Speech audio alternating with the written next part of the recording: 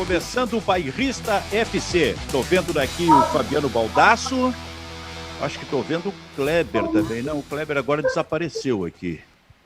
Tá vendo o Kleber aí, Baldasso? Não, vi antes. Viu antes? Então, Por saiu enquanto então, na hora que começou o programa, ele saiu. Antes ele tava, era isso? Por cada dia sai um do programa, estamos só nós dois aqui. Amanhã tu vai fazer sozinho. Ou tu? Ah, não, é outro compromisso. Eu tô aqui. Cadê o Maicá? Não tá aí? Júnior Maicá, ele decidiu que ele não participa mais dos programas pós-rodada.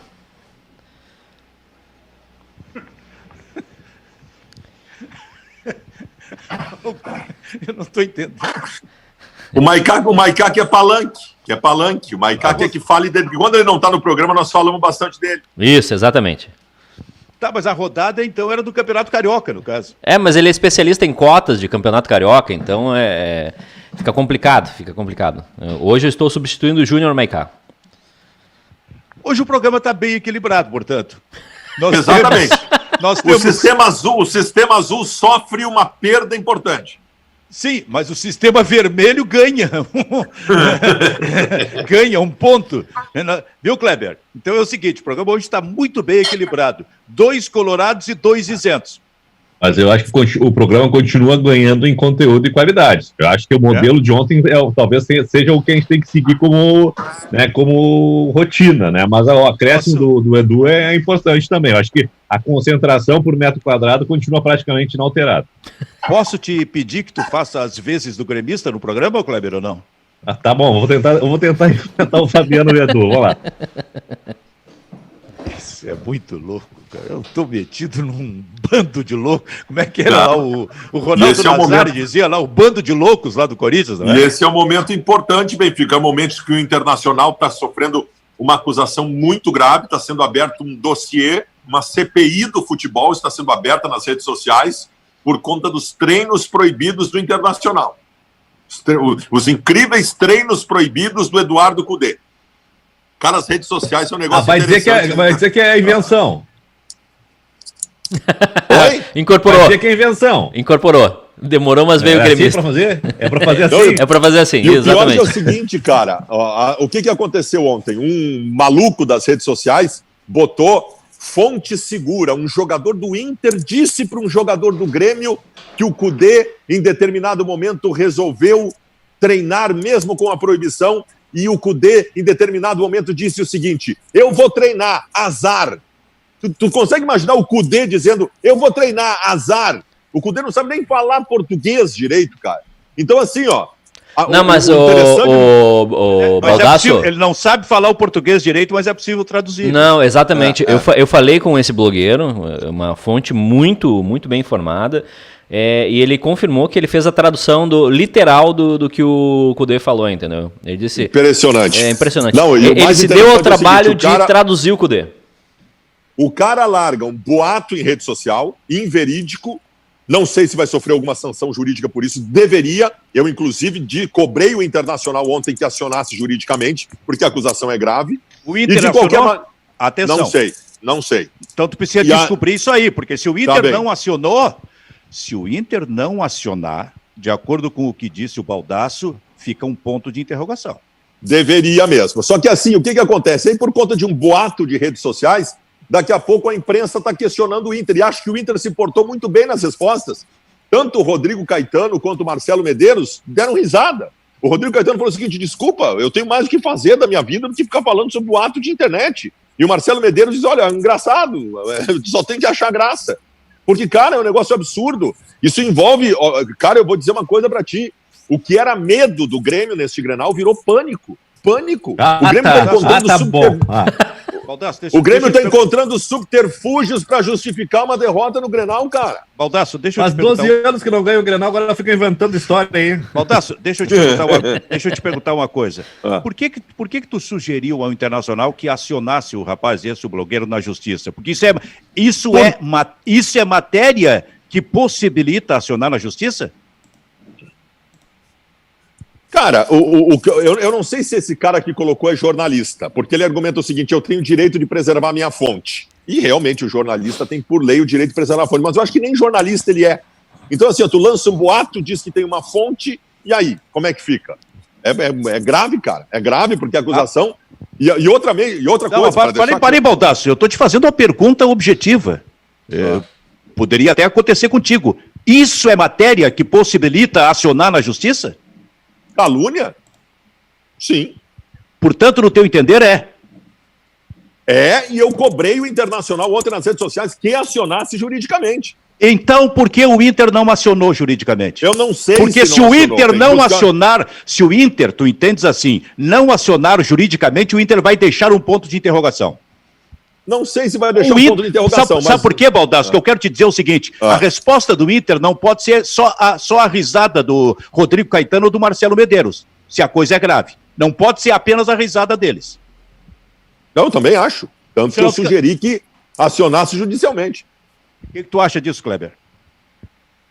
Essa é uma questão. Se o Internacional está levando tão a sério essa acusação, eu acho que poderia ser esclarecido isso aí, até para limpar a imagem do Internacional, que fica arranhada. Se, teoricamente, com um boato, né, uma invenção, acho que para esclarecer bem, acho que o Internacional poderia chamar o rapaz para conversar e esclarecer isso. Só que vai ficar o seguinte, né, Silvio? Vai demorar para essa questão ser resolvida nos tribunais, né, com essa questão aí da pandemia, né? É verdade, isso eu não tenho dúvida. Mas pelo menos o Internacional marca a posição. Claro, é que a resposta do Internacional, eu não sei, cara, dar uma risada sobre um negócio como esse que o Baldasso considera tão grave, ou então não é grave, hein, Edu? Ou então não é tão grave assim. O Internacional reagir com apenas uma risada? Benfica, eu acho que também, agora eu vou me colocar numa posição se eu sou dirigente do Internacional, tá? Eu não vou dar palanque pra maluco. Maluco de rede social não tem que dar palanque. Porque assim, aí os caras divulgaram, e não é porque é o Inter, os caras divulgaram um vídeo ali que simplesmente é um espaço fechado, com lona, que o Inter já disse que ia fazer isso há muito tempo, até para preservar os treinos, os jogadores e tudo. E outra coisa, se é para fazer um treino secreto, tu não vai fazer na beira do Guaíba, né? Que tu passa um catamarã ali, que tu bota um drone ali em cima. Então, assim, é mais essas polemiquinhas de rede social que... é cansativo. Aí eu fico pensando... Eu já tô pensando no meu... Eu, como diretor do Inter daqui 5 anos, eu não vou dar bola para rede social. São duas coisas diferentes, Benfica. Por isso que eu acho que o dar risada dos dirigentes foi correto, porque eles não podem entrar nessa. Eu vou te citar o exemplo próximo de alguém que tomou medidas judiciais importantes diante de boatos de redes sociais, de calúnias de redes sociais, que foi o D'Alessandro. E eu não vou nem citar a história aqui, mas todo mundo sabe. O que o D'Alessandro fez? O D'Alessandro não se pronunciou sobre o assunto, não falou nada sobre o assunto e não tem que falar. Ele simplesmente pegou um advogado e o advogado foi lá e botou todo mundo na frente do delegado, do juiz, pedindo desculpa. Uns até choraram, inclusive. Uns até choraram pedindo desculpa. Então, assim, o presidente Marcelo Medeiros e Rodrigo Caetano, quando perguntado sobre o assunto, gente, pelo amor de Deus, o que eles têm que dizer é o seguinte, mas vem cá, não me interessa que esse boataria, essa bobagem de rede social. Agora, o jurídico do clube tem que acionar para marcar a posição.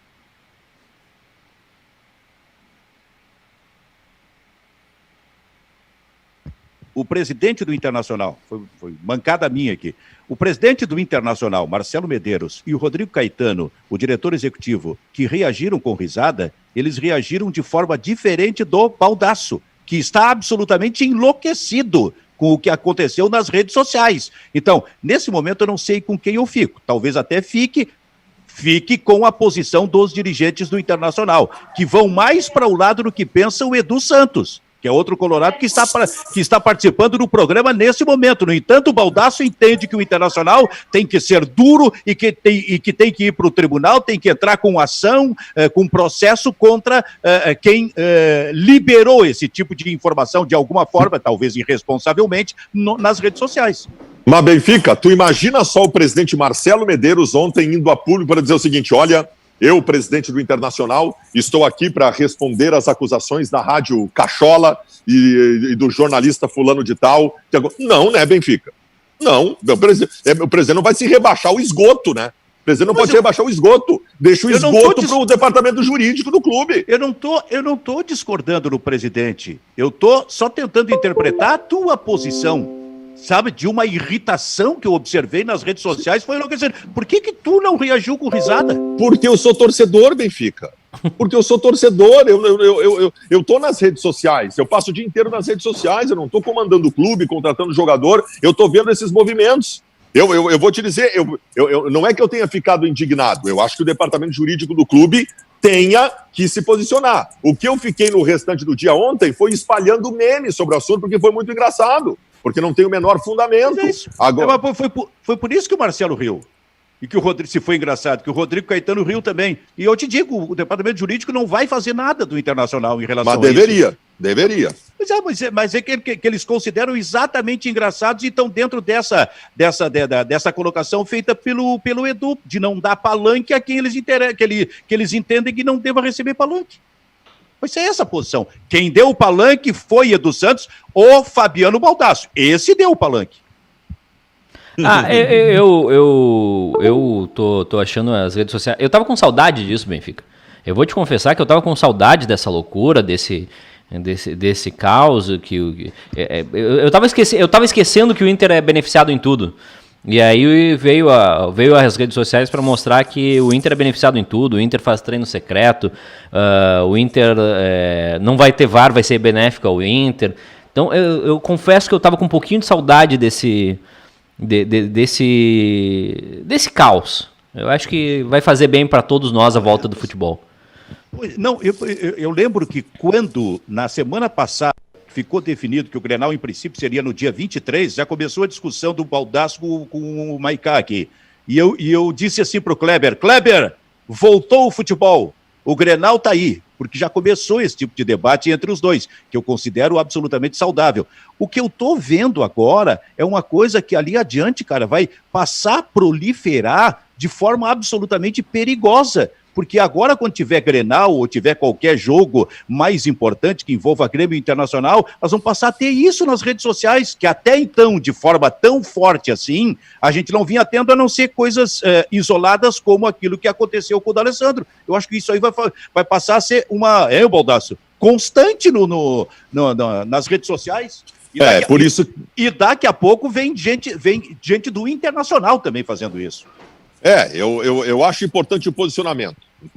Se o Silvio Benfica fosse ontem ao seu Facebook e dissesse o seguinte: eu tenho uma fonte, sou um jornalista que tem uma fonte, e esta fonte me passou que o Internacional está realizando treinos proibidos no Beira-Rio.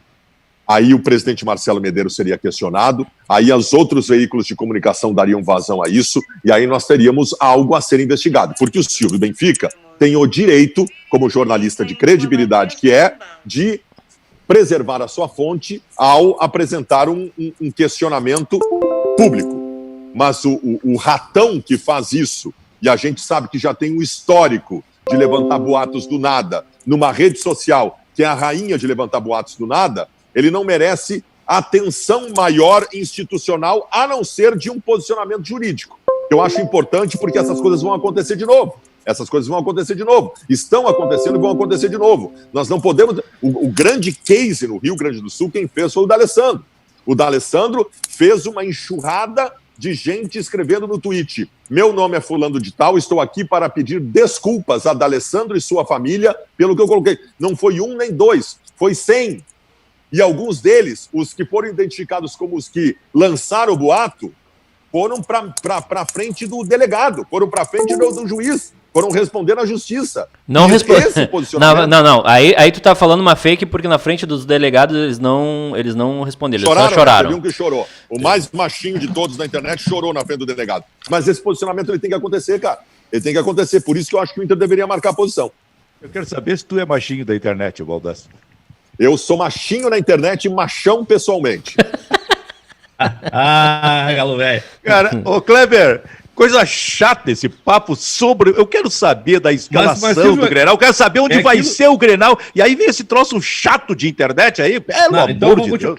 Então vamos fazer o seguinte, ontem a gente estava falando, né, voltou o futebol e voltou a rivalidade. Onde tiver Grêmio Internacional sempre vai estar... Eu acho que isso aí é uma coisa muito chata, né? Eu prefiro falar do que vai acontecer em campo, especular com a escalação, opções táticas, mas tem outra coisa muito chata, Silvio, que é essa questão aí de liberar a cidade e não liberar a cidade. Eu falei que essa questão do protocolo já poderia ter sido, o protocolo em si já poderia ter sido distribuído para os prefeitos, onde os jogos serão realizados, né? Todos os jogos são realizados em cidades com bandeira vermelha, né? Então já tem um contrassenso em relação àquilo que é pregado pelo governo. Acho que poderia ter tido uma posição conjunta do governo com as cidades e acabar com essa história. Ontem a gente teve mais um episódio. Teria uma reunião no final da tarde entre o Comitê de Combate ao Coronavírus e a Federação Gaúcha para definir se Porto Alegre cedia, libera ou não os jogos do Campeonato Gaúcho, né? Do Grêmio, do Inter e do São José e dos times do interior, Ipiranga e Erechim,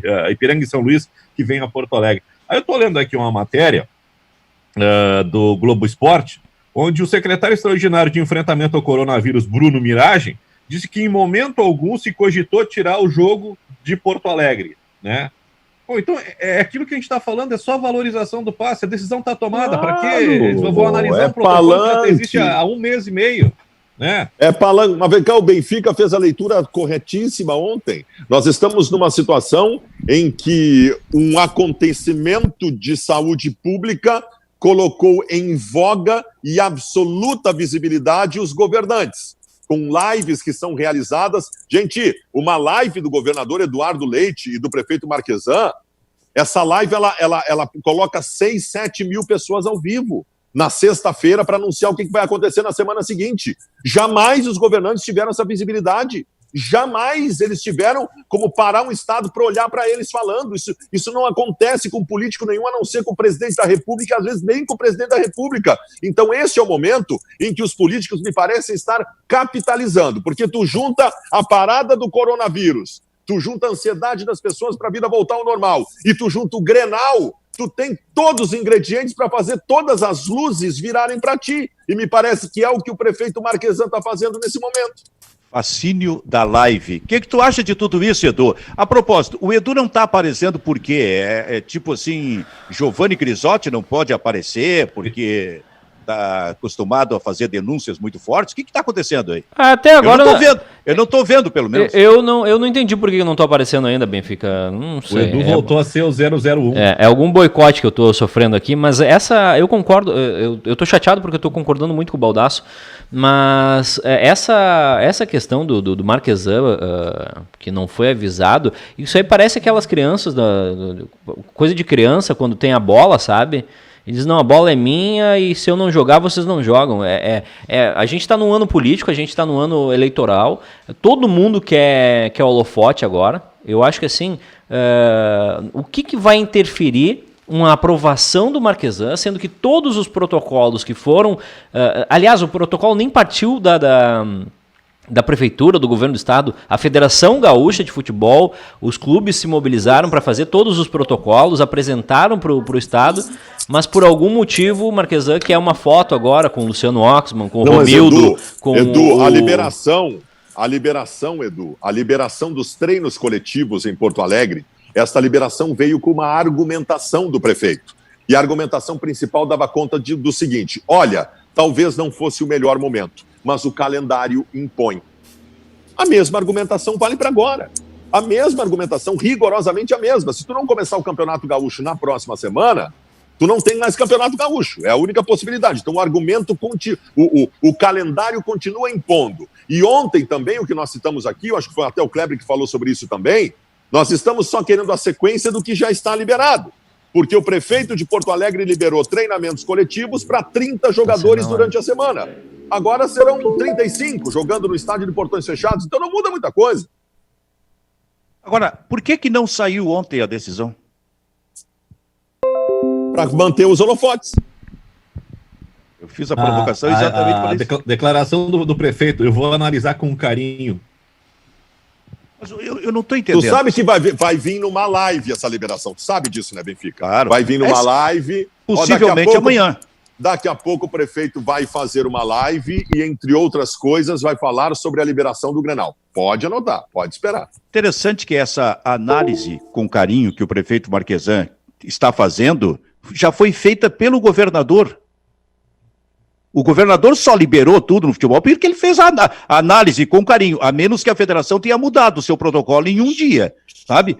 Como, no entanto, o governador do estado, que é do PSDB, em alguns casos específicos disso aí, não dialoga com o prefeito de Porto Alegre, que é do PSDB, bom, fica essa briga política, essa briga de beleza. E se dizia que a decisão viria ontem e que uma reunião seria realizada no final da tarde para anunciar a decisão às 6 da tarde. E aí a informação que veio é que o prefeito precisa verificar, analisar o protocolo da federação, cujo protocolo já foi analisado pelo governador do estado. Cara, por favor, isso aí está virando uma comédia, na verdade, hein? Esse uso político do processo, esse palanque político está virando uma comédia. E aí, tomara que isso termine logo, né? Porque a partir do momento que nós tivermos o Grenal na semana que vem, a única torcida que a gente estabelece é que não aconteça nada parecido com o que aconteceu em Santa Catarina. Santa Catarina, me parece, Benfica, não sei se é a tua visão também, me parece que a suspensão por 14 dias, ela se deu não só por uma análise técnica do que estava acontecendo, mas também como uma punição a quem fez tudo errado no controle e averiguação dos seus contaminados ou não antes das partidas de futebol. Não foi só uma questão técnica de que, olha, não sabemos quantos estão contaminados, então põe todo mundo para casa por 14 dias. Foi uma punição, olha, vocês pediram para voltar ao futebol, vocês voltam ao futebol e fazem esse monte de cacaca, então vai todo mundo para casa, não tem por 2 semanas o Campeonato Catarinense. Esse é o meu... Eu acho que não, tá? Eu tenho elogiado bastante o presidente Luciano Oxman, que está fazendo um trabalho belíssimo em frente à Federação Gaúcha de Futebol. Mas eu acho que aqui não. Aqui a coisa vai estar muito melhor organizada e que assim seja. Bom, para fechar, eu só quero dizer o seguinte. Se o prefeito de Porto Alegre hoje, no final da tarde, ou amanhã, disser que o Grenal vai ser no Beira-Rio, realmente usou 3 dias para palanque político. Se ele disser que não é possível ser realizado em Porto Alegre, nós teremos um novo elemento que vai definitivamente caracterizar o momento de conflito do governador com o prefeito. Porque pelo governador está tudo, já há 3 dias, tudo absolutamente definido, acertado para a volta no futebol com o Grenal da semana que vem, sendo no estádio Beira-Rio. Resta saber o que vai acontecer e qual vai ser o desdobramento, inclusive político, desse processo a partir da decisão, que pode vir hoje ou pode vir amanhã. E se não tivermos Grenal em Porto Alegre, o Grenal será no estádio Centenário, em Caxias do Sul, praticamente definido. No mesmo dia, com TV aberta.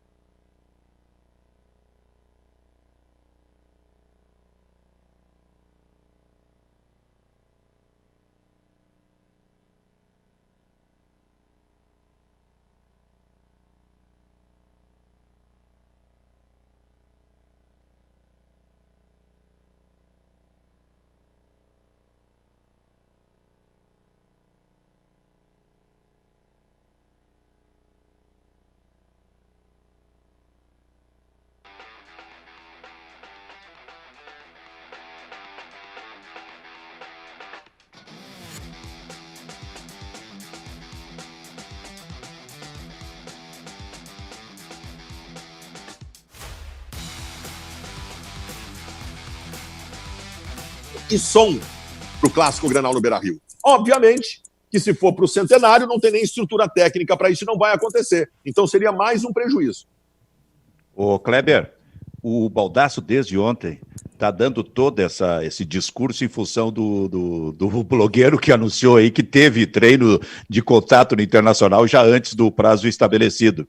Mais do que isso, o Baldasso já está desde, quase uma semana, falando sobre o medo que o Grêmio tem para o Grenal da quarta-feira no Beira-Rio. Kleber, tu já pensou se o Grêmio ganha esse Grenal? Como é que vai ficar o nosso Baldasso? Mas Silvio, eu acho que é muito, muito possível, né? Porque tu para tudo, né? Os times se nivelam, né? A intensidade que fazia toda a diferença, né? A dinâmica de jogo, que era um diferencial, que era uma marca registrada que o Kudê colocou em prática, que fez o Internacional crescer muito de qualidade nesses 3 primeiros meses do ano, meio que volta a estaca zero. O Internacional vai estar no mais ou menos naquele ritmo dos jogos contra o Universidade. Qual foi o do primeiro mata-mata? O Universidade do Chile, né? Isso, do Tolima, né? Então Então o Internacional vai estar naquele estágio ali, sabendo, né, tentando assimilar alguma coisa, mas não tendo a força, não tendo o impulso que tinha. Isso aí vai nivelar com o Grêmio. Um Grêmio que estava discutindo a chegada do Thiago Neves, jogando com 3 volantes, tendo dificuldades com o Maicon, esperando o GPR. Então, acho que tudo é possível de acontecer na quarta-feira. Acho que o Fabiano Baldasso vai viver uma semana de bastante terror até lá. Não, imagina se o Grêmio ganha o Grenal, o que vai ser o senhor Renato Portaluppi. Foi isso que eu falei essa semana aqui. Que foi colocado contra a parede por conta do futevôlei na praia e tal. Olha, vai ser intenso se o Grêmio ganhar o Grenal. E pode acontecer, cara. Grenal, começa o jogo, machuca um jogador fundamental do Inter, um é expulso. Cara, vocês lembram de um Grenal que teve na Arena, faz o quê? 1 ano e pouco, que o Nonato foi expulso no primeiro tempo? Acabou o Grenal pro Inter. Acabou, e pode acontecer em qualquer Grenal, cara. Então, claro que tem chance do Grêmio ganhar. E, bom, aí você se prepara. Gol do Leonardo Silva em escorada do André, tá certo? Esse Grenal do Nonato. Se o Nonato não tivesse sido expulso, o Inter não perderia o jogo, só que foi expulso, e pode acontecer em qualquer um. O Edu, tu tá com medo do Grenal? Cadê o Edu? Foi embora? O Edu saiu. O Edu, a primeira parte do programa, ele participou sem imagem, agora ele vai participar sem som. Essa é a determinação dele. Pois é, rapaz, cadê? Manda um recado pra nós aí, ô Júnior B, diretor do programa. Onde é que tá o Edu? Eu acho que o bairrista tá quebrando, na real, né? Porque o Júnior Maicá desaparece, o Edu participa meia boca do programa. Tá com problemas importantes, financeiros e estruturais do bairrista. O que a gente ganhou de elogio pelo programa de ontem, eu acho que isso não é problema. É? Eu sugiro que a gente saia e faça o programa no outro canal. Eu também acho. Nós podíamos negociar isso agora já. Ai. Bom, esse é o Bairrista FC, parceria Grupo Bairrista e RTC TV. Por enquanto, Bairrista FC. Hã? Por enquanto, Bairrista FC. É verdade. Vem cá, Edu, onde é que tu tá, rapaz? Pô, mas nem uma mensagem, ô Kleber. Eu sei que tu tá olhando aí, nem uma mensagem, né? Nada. Porra. Vamos seguir batendo papo aqui. Ô, Benfica, eu vou te fazer uma pergunta. Só falta aquele recado do Júnior B. Calma aí que ele já volta. Eu vou te fazer uma pergunta absolutamente inédita na comunicação gaúcha antes de um Grenal. Eu gostaria que tu me respondesse. Quem é o favorito pro Grenal? Não, essa seria batida, Benfica. Eu não faria uma pergunta batida. Eu vou fazer uma outra pergunta inédita agora. A pergunta é a seguinte: quem pode decidir o Grenal? Cara, nós estamos vivendo um Grenal. Olha, cada um de nós aqui vive Grenal há quanto tempo? Tempo? Eu um pouco mais do que vocês, inclusive pela idade, evidente. Depois veio o Kleber, depois vem tu. Mas é muito tempo de Grenal. Só que a gente nunca viveu uma situação como essa, cara. Um Grenal realizado 4 meses depois que o futebol parou. Um Grenal onde a base para o clássico da quarta-feira são os treinamentos de 10 dias a rigor, né? Porque são os treinamentos que são possíveis realizar com contato, esse tipo de coisa. Um Grenal onde a gente não sabe absolutamente nada, a passar por 2 jogadores do Grêmio que foram infectados, a gente não sabe quais são, não sabemos como eles estão treinando, a gente não tem uma ponta, uma base para poder fazer, para poder imaginar a escalação do Internacional e a escalação do Grêmio. Eu vou fazer uma pergunta para o Kleber Grabowski em cima disso. Alguma vez na história, desde a fundação, Inter e Grêmio passaram 4 meses sem jogar? Talvez durante a Guerra Mundial. Mas eu acho que mesmo assim jogaram. Eu me lembro uma vez que o Internacional foi suspenso, né? E acho que isso aí gerou a utilização do time do Internacional que estava suspenso pela CBF, virou uma espécie de seleção gaúcha e depois... não sei, teve uma suspensão aí do Internacional, e aí essa suspensão do Internacional abriu janela para o Internacional servir de base para a seleção olímpica. Mas de Grêmio Internacional ao mesmo tempo passar tanto período, uma fase tão grande assim, sem jogar, sem atividade, nunca tinha visto. A gente daí não consegue trabalhar. Alguém entrou aí dizendo alô, produção, né? Ou estou enganado? Não ouvido na comunicação. Eu ouvi uma voz por baixo, alô, produção. Que eu quero dizer o seguinte: no episódio da legalidade, em 1961, tinha um Grenal marcado. E ele não foi realizado. Lembra, Kleber? Não sei se inclusive sim. tu não toca no livro sobre isso. Ele foi transferido para uma outra data em função do episódio da legalidade, com o comando do Brizola, que fazia o seu programa diário, direto dos porões do Palácio Piratini, movimentando de alguma forma o país para que o vice-presidente João Goulart assumisse, que estava voltando da China em função da renúncia do presidente Jânio Quadros. Naquele momento tinha um Grenal marcado pelo Campeonato Gaúcho, que não foi realizado, ficou para ser realizado muitos dias depois. Agora, viver uma situação como essa, nenhum de nós viveu. E acho que a gente não vai viver tão cedo, Edu Santos. A menos que esse vírus seja apenas o início de vários outros que possam vir por aí. Todo mundo que estuda a pandemia diz que é para a gente ficar se preparar, porque é o início de novas pandemias, né? Que cada vez, com a circulação das pessoas pelo mundo, a gente vai estar cada vez mais exposto. Mas agora a grande questão é que tudo que a gente lê sobre daqui 6 meses tem a vacina, daqui 1 ano tem a vacina, daqui a previsão, eu vi um negócio do Dória, eu achei muito legal, que era assim, a previsão otimista, realista e pessimista. Cara, isso é brincadeira. Olha, tu não pode fazer previsões de um negócio que tu não... Eu acho que essas previsões são mais para trazer uma falsa sensação de tranquilidade do que qualquer outra coisa. A gente não sabe o que está acontecendo. Palanque, né, Edu? Exatamente. Tá todo mundo em busca de palanque. Tá? Todo mundo. O Dória veio e anunciou: nós temos a vacina. O mundo inteiro não tem a vacina, mas o Dória tem a vacina. Tá, mas Dória, quando é que é a vacina? Bom, a previsão otimista é dezembro, a realista é junho, a pessimista é outubro do próximo ano. Isso é quase como jogar pôquer, assim, bom, se não funcionar aqui, em algum outro lugar do mundo vai funcionar, e aí a gente pega que funcionou no outro lugar do mundo e todo mundo vai estar de boa e esquece isso. O interessante desse processo, é até engraçado, Baldasso, é que nesse processo, nesse momento, o presidente Jair Bolsonaro se recolheu. Até em função, evidentemente, do vírus, né? Mas se recolheu, porque a gente estava acostumado também a ouvir o Bolsonaro passar pelo cercadinho todos os dias para dar uma eventual entrevista para 2 ou 3 repórteres que sobraram ali, né? Porque a maior parte dos veículos tiraram os seus repórteres do cercadinho, ou para falar com o povo. Estava ali, o seu povo, do Bolsonaro. Então ele estava acostumado, porque eu estou sentindo falta disso, viu? Que o homem não tem falado. Agora, mais um detalhe sobre o Bolsonaro. Quando ele assumiu oficialmente que tinha, isso faz o quê? 10 dias, mais ou menos, o coronavírus, na parte da noite, ele fez uma live, né? Tomando a cloroquina. Muito bem, ele acaba de fazer um segundo exame e que apontou que ele continua com o vírus. Quer dizer, nesse momento, ou eu estou enganado, talvez eu seja leigo para falar a respeito desse assunto, gostaria realmente de um médico para falar. A cloroquina não causou efeito? O que está acontecendo?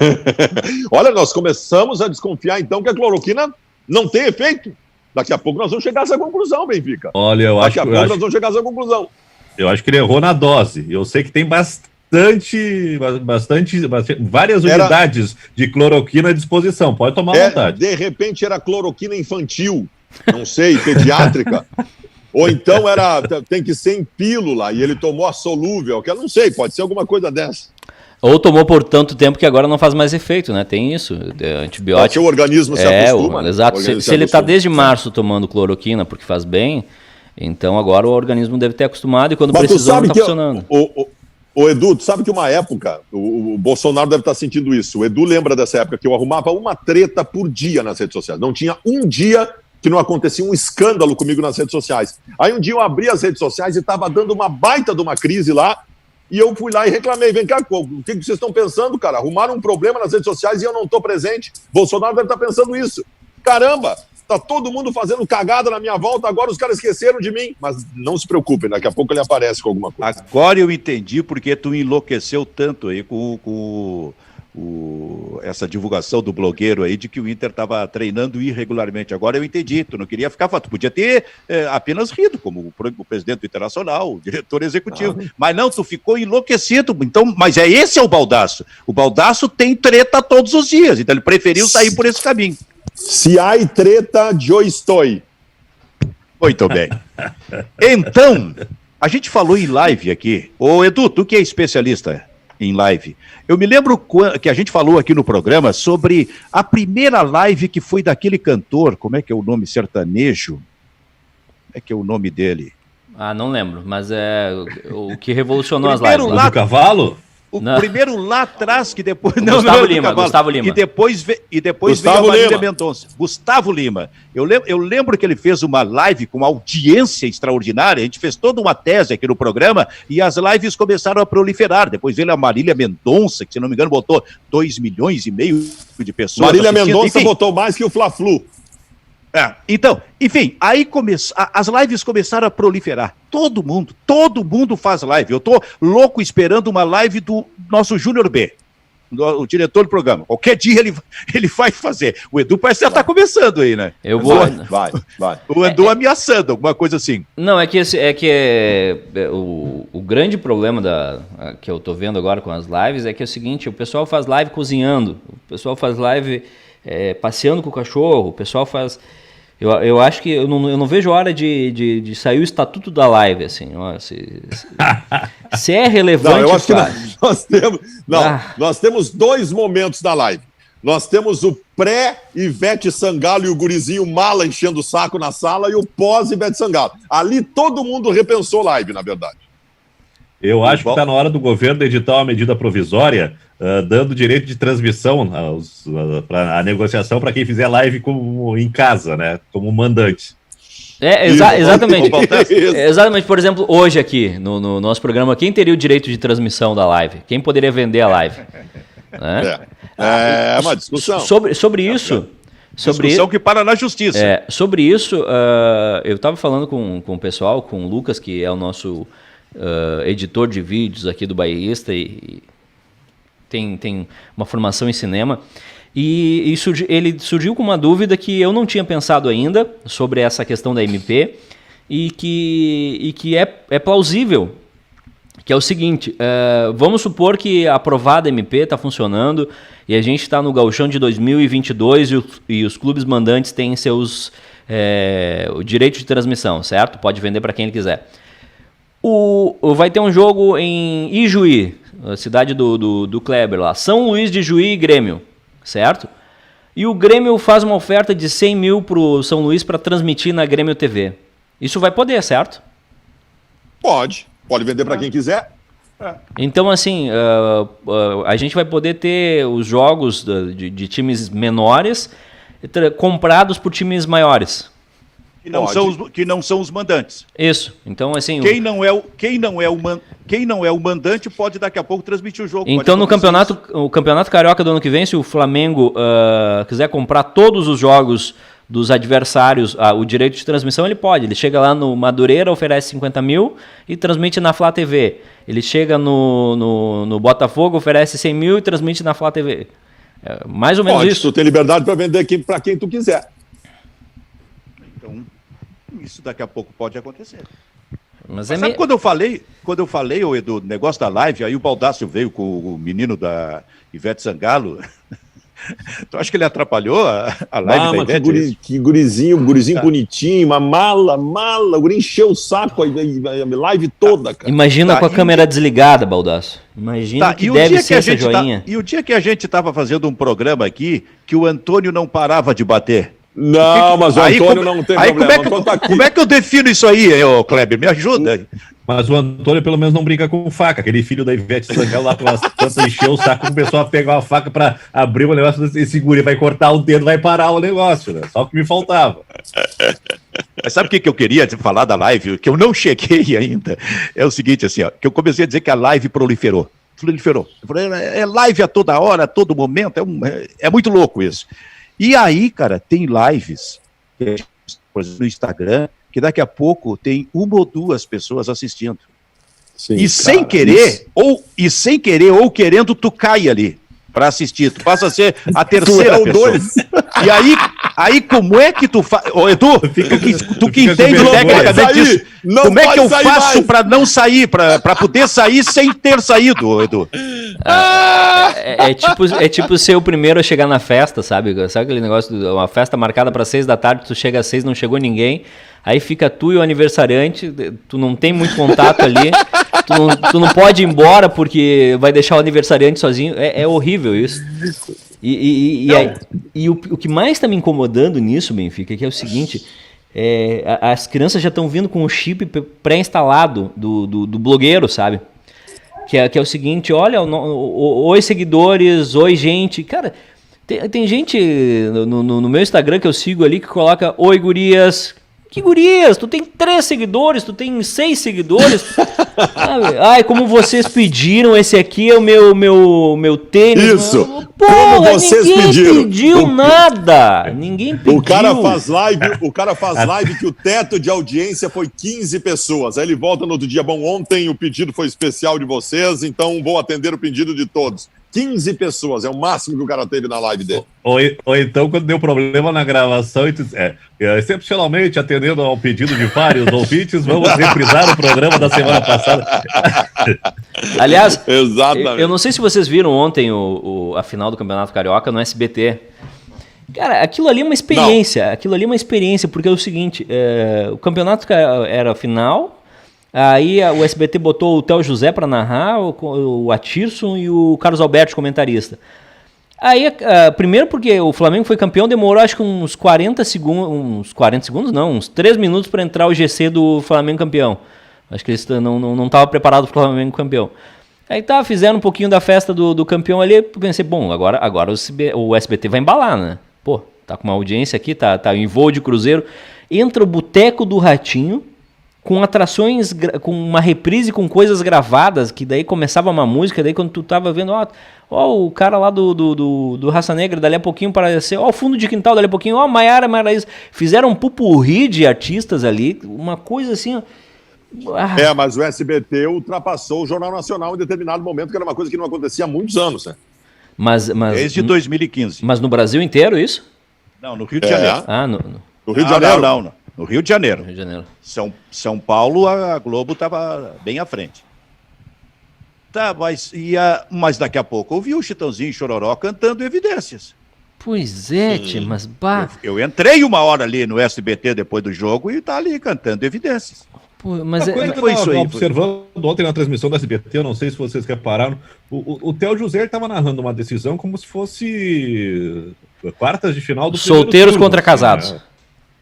Alguma coisa assim, não entrou no ritmo. E outra coisa, o SBT tinha que fazer um estardalhaço. Esse é o problema de não ter equipe. Pega um cara que não né, que não tá, que não sabe vender o peixe, né? Aí eu, lá pelas tantas, enchi o saco, fui ver o jogo e eu fiz o velho esquema aquele, né?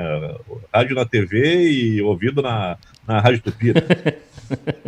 Mas olha só, a RBS,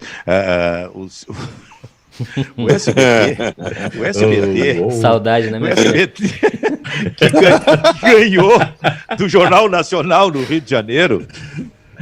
O SBT, dentro desse negócio do Kleber que falou do estardalhaço, devia ter usado pelo menos a programação do dia ontem para fazer coisas onde ele pudesse ganhar no Rio de Janeiro já durante o dia, em função da decisão, né?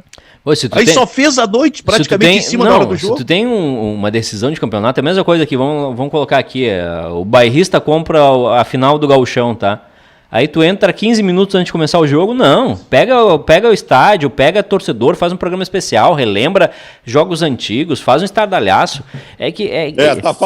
Tá falando aqui o Edu que botou o Jornal do Bairrista do ar uma semana e 2 semanas depois tirou do ar. É uma moral de cueca que eu vou te contar negócio. Chegou, que aqui o Silvio Santos administra, quando não tá dando audiência a gente bota o Chaves.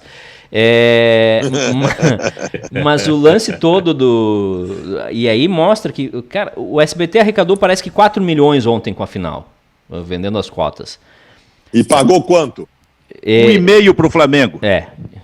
Então ganharia muito mais com a televisão. Por jogo no Campeonato Carioca, o Flamengo ganhava, se eu não me engano, 900 mil por jogo comum. Então, assim, a Globo não chegou ao ponto de ser a Globo à toa. Ela paga muito para os clubes porque ela fatura muito. A cota de patrocínio que o SBT vendeu de uma final que o SBT pedia 7 milhões e acabou vendendo ali por 1,5 milhão, 1,2 milhões, a Globo vende um plano nacional por 200 milhões para os patrocinadores e tem fila para comprar. Então eu acho que é válido esses testes que os clubes estão fazendo, é válido essa tentativa de negociação, só que quem está fazendo isso é o Flamengo, que é o que menos precisa disso, né?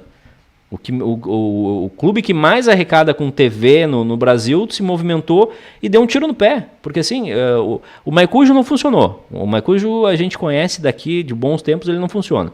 O YouTube ele remunera, mas ele não remunera o suficiente para pagar a estrutura. Para um youtuber ganhar $100 mil é um acontecimento. Ele ganha $100 mil e para a vida dele é incrível aquilo ali, $100 mil por mês, R$500 mil por mês. Para o Flamengo, $500 mil numa transmissão é nada, porque ele já recebia muito mais do que isso da Globo. E outra, com o padrão Globo, sem custo de transmissão e com a divulgação da marca dele para o Brasil inteiro. Então essa briga que o Flamengo encampou é muito mais política partidária do que qualquer outra coisa. O Flamengo não vai arrecadar, 40% do que ele arrecada com a Globo se ele for pelo caminho sozinho vendendo jogos especiais. Não tem como. O sistema da Globo funciona porque ele é azeitado, porque tem todo mundo, porque tu tem parceiros comerciais que acreditam naquela ideia. Se tu for ver ali, quem tava patrocinando ontem o jogo do Carioca era a Brahma, que patrocina todas as lives, era o PicPay, que é uma startup de pagamentos, a Avan, que é parceiro oficial do SBT. Cara, tirou 4 milhões e vai dar 1,5 milhão para o Flamengo. Foi um bom negócio para todo mundo? Foi, mas é um negócio pontual. Não é um negócio que vai dar sustentação para o futebol brasileiro. Isso aí vai ter muita discussão, muito desdobramento, essa medida provisória, e que, eu repito, tem que passar pelo Congresso Nacional. E lá dentro também vai se estabelecer um debate muito forte, acho eu. Bom, esse é o Bairrista FC, então, do Grupo Bairrista da RDC TV, Kleber Grabowska. Dando uma olhada aqui. Ô, Edu. Diga lá. Conhece esse livro aqui, Edu? Tá aparecendo aí? Conheço, um dos melhores livros... Não, esse aí é o melhor livro feito por Kleber Grabowska. Sem dúvida. Opa, o Kleber fez? Ué, eu não sabia, eu achei que era só o Manhago, Baldasso. Não. É a informação que eu tinha. O Kleber assina a orelha. Até a semana passada. Mas agora falando sério, Kleber, eu estou dando uma olhada no livro aqui, 100 vezes Gauchão, a história centenária de uma paixão. Eu dei uma conferida naquele ano de 1982, que o Grêmio perdeu a decisão do Campeonato Brasileiro pro Flamengo, 3 jogos, cara. Ele foi impressionante. Eu lembro de ter transmitido o segundo e o terceiro jogos, que foram em Porto Alegre, pela Rádio Osório. Vim como repórter da Rádio Osório fazer aqui. No gol do Nunes no terceiro jogo, passe do Zico, e o Flamengo foi o campeão ali em cima do Grêmio. Mas aquele ano o Inter foi campeão gaúcho. E aí surgiu, naqueles 2 Grenais, o fenômeno Geraldão, Kleber. Eu quero que tu fale um pouco mais, porque isso é uma história de Campeonato Gaúcho, e eu estou falando de Campeonato Gaúcho e de Grenal, porque nós teremos um Grenal na próxima quarta-feira. Mas houve esse momento em 1982 de um verdadeiro fenômeno, um centroavante que tinha um ano antes passado pelo Grêmio, que voltou para o time do Juventus, do interior de São Paulo, e que depois foi contratado pelo Internacional, chegou fazendo gols, foi o goleador da temporada e fez em 2 Grenais 5 gols. Eu nunca vi isso realmente de alguém que tenha feito em 2 Grenais 5 gols, hein, Kleber? Pois é, o Geraldão, ele começa, né, ele aparece no Botafogo de Ribeirão Preto fazendo dupla com o Sócrates. Só que aí o Corinthians, em vez de contratar o Sócrates primeiro, contrata o Geraldão, porque o Sócrates naquela época era um magrão, né, meio estranho, estava mais preocupado em fazer medicina do que jogar futebol, e o Corinthians procurou o Geraldão para ser centroavante. E aí ele ficou muito tempo no Corinthians, né, foi goleador no Corinthians e meio que caiu em... O Geraldão estava no 77, que o Corinthians retoma a hegemonia do futebol paulista, ou não? Tá. Eu acho que estava sim. Eu acho que tá. Acho que é Vaguinho, Geraldão e Romeu o ataque, se eu não estou enganado. Tinha o Basílio, né, que fez o gol. Basílio no meio campo, Luciano. O Basílio era meia, no caso. Ou seja, o Corinthians pré-democracia corintiana. Isso. E aí o Geraldão ele tá no Juventus, né? Tá no Juventus da Rua Javari, um time que naquela época não era tão pequeno como é hoje. Hoje ele tá na segunda divisão e de lá parece que nunca mais vai sair, né? E era um time que era assim, quem não tinha espaço nos grandes times de São Paulo ia pro Juventus lá. E era um time razoável. E o Grêmio foi buscar ele para substituir o Baltazar. Ele estreia num Grenal quarta-feira à noite, o Inter acaba ganhando de virada, mas o Geraldão já estreia no Grêmio marcando gol. E aí, inexplicavelmente, o Grêmio aposta no outro jogador, né, ou recupera o Baltazar, sei lá, mas o Geraldão não segue para o ano seguinte. O Internacional vai lá e compra o passe do Geraldão. E ele é decisivo naquele campeonato, né? Uma fase espetacular, marcando 5 gols em 2 jogos. E depois o Geraldão acho que permanece mais 1 ou 2 temporadas, mas naquele ano foi o grande ano do Geraldão. Até a música ganhou da torcida, né? Geraldão. O interessante é que ele, assim, houve um Grenal, tô lendo aqui no livro, dia 7 de novembro, o primeiro Grenal foi 7 de novembro. O Inter ganhou de 3-1 com 3 gols do Geraldão. E aí veio o segundo Grenal, e se não me engano já era da fase decisiva, já era outra fase do Campeonato Gaúcho, mas se esse foi em novembro, no máximo foi em dezembro, um mês depois. O outro Grenal, aí o Inter ganha de 2-0, 2 gols do Geraldão. Mas aí tem o tamanho disso. Aí tem um negócio que não foi, que não tá no livro, e é uma falha do Kleber e do Manhago, que o Inter fez treino secreto, né? Treino proibido. Proibido? Cara... Certamente, alguma coisa o Inter fez, ou entrou com 12, né, normal. Cara, essa vitória não foi. Para a gente saber o tamanho disso, é só tentar trazer para a realidade atual. Tu imagina tu ter 2 Grenais seguidos aqui e um jogador, sei lá, o Guerreiro, fazer 5 gols em 2 Grenais. A gente não ia falar de outra coisa por 1 ano, cara. Isso é um fato gigantesco que foi em 82 e nós lembramos até hoje, né? E foi um título gaúcho, porque realmente é um dos grandes feitos. Mas não pode ser o Diego Souza? Não, 5 gols em 2 Grenais? Não pode ser. Pode ser o André também. É? Pode ser o André, pode ser o Diego Souza. Pois é. O Diego Souza já fez gol no Inter, hein? Isso, Silvio. Estava fazendo uma pesquisa esse dia sobre o Carlitos, né? Do ponta esquerda do Internacional. O cara fez 40 gols em 61 Grenais. Isso é uma marca extraordinária, né? A gente está tentando achar um número aí oficial e definitivo a respeito do número de gols do Carlitos, né? Na pesquisa que eu fiz são 40 gols em 61. E ele conseguiu marcar gols em 7 Grenais consecutivos. O cara era um monstro, né? E aí depois de muito tempo o Geraldão consegue fazer isso, 5 em 2 Grenais consecutivos. E tirando os Grenais, o Carlitos é o maior artilheiro da história do Inter e os números dele são inalcançáveis. Inalcançáveis, né, Cleber? 400 e poucos gols, mais ou menos. O Bodinho que vem em segundo tem praticamente a metade, né? E se não me engano, o Claudio Mira é o terceiro, com 200 e poucos aí. Bom, mas esse é o detalhe. E o detalhe interessante é que o técnico do Grêmio era o Enio Andrade, um dos maiores treinadores que o Rio Grande do Sul já produziu, que foi vice-campeão com o Inter em 1980, perdendo o Campeonato Gaúcho para o Grêmio do Paulinho de Almeida. Aí o Grêmio demite o Paulinho de Almeida e busca dias depois o vice-campeão, que era o Enio Andrade, para treinar o Grêmio em 81, que perdeu o Campeonato Gaúcho também, mas ganhou o Campeonato Brasileiro. E seguiu treinando o Grêmio, treinava o Grêmio em 82, perdeu o Brasileiro naquela decisão para o Flamengo e perdeu de novo o Gauchão. Quer dizer, o Enio Andrade, que foi um mestre como treinador, ele perdeu 3 gauchões seguidos. Isso também me chama a atenção, assim, nesse processo de Grenais onde reinou o Geraldão. Só que no meio desse processo todo aí, o Enio Andrade tinha sido campeão invicto de 79, brasileiro de 81 e brasileiro de 85 pelo Curitiba, né? Exatamente, por isso é que ele foi um dos maiores técnicos que a gente conheceu, que a gente teve aí. Ô, Edu! Eu não tenho certeza, Silvio, mas eu acho que o Enio Andrade não era o técnico de 82. Do Grêmio? Porque é o seguinte, o Enio Andrade ele é campeão... porque o Campeonato Brasileiro era antes.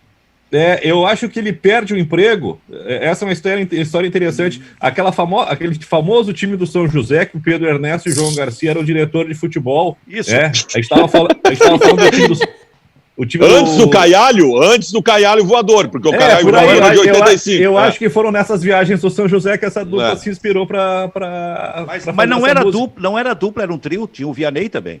É verdade também, né? Aliás, hoje, se eu não me engano, hoje seria aniversário do Vianney. O Vianney estaria de aniversário hoje. E eu não sabia que o Vianney tinha sido diretor de futebol do Zequinha. Isso aconteceu mesmo? Isso é...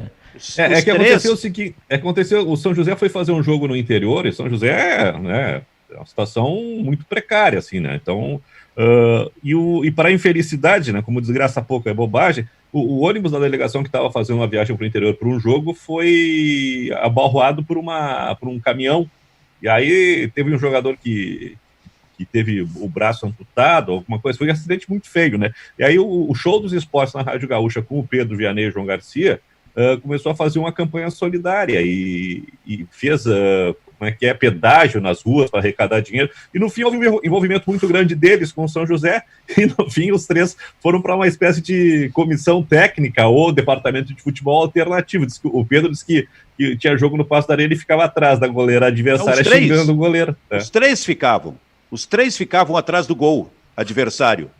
E enlouquecia o goleiro adversário no Passo da Areia, nos jogos do time lá, até com a dupla Grenal contra o São José. E aí, nesse período, o São José era mais ou menos o que a gente estava falando do Juventus. Quem não tinha emprego na dupla Grenal, ou quem já jogou por dupla Grenal, ia para o São José. Eles contrataram o Vicente, que jogou no Santos, jogou no Grêmio, o Cassiá depois jogou lá, Cláudio Mineiro, que passou pelo Internacional, o Arlen, que a gente estava falando há algum tempo, foi reserva do Valdomiro. E esse time do São José, ele derrota o Grêmio por 2-0, e tinha uma bronca, porque o Renato estava surgindo, e a torcida queria o Renato no time, e o Ione Andrade insistia em escalar o Tarcísio como titular. E até na decisão do brasileiro, que o Grêmio perde para o Flamengo, o Renato começa no banco e entra no segundo tempo e não consegue resolver o jogo. Eu acho que tu tens razão, porque naquele tempo o Campeonato Brasileiro era antes do Campeonato Gaúcho. O Campeonato Gaúcho era de agosto para o final do ano, então foi aí. Então o Ione Andrade era o técnico do Grêmio, perdendo para o Flamengo na decisão do Brasileiro, mas talvez não fosse mais o técnico no Campeonato Gaúcho. O maior resultado dentro de campo deste trio, que eram os dirigentes do São José, o Pedro Ernesto, João Garcia e Vianney Carlet, foi uma vitória do São José no Campeonato Gaúcho sobre o Grêmio por 2-0. O maior momento. Para tristeza de Pedro Ernesto. Tem que acabar, gente. Tem que acabar. Chegou na nossa hora, tá chegando o convidado lá pro pessoal. Então tá. Muito bem. Bairrista FC fica por aqui. Voltamos amanhã. Tchau, tchau. Posso voltar, Silvio? Oi? Posso voltar amanhã? Pode, mas eu gostaria que tu nos desse pelo menos a informação de onde anda o Júnior Maicá. Faz 2 dias que nós perdemos ele. Né? Vou tentar resgatar ele.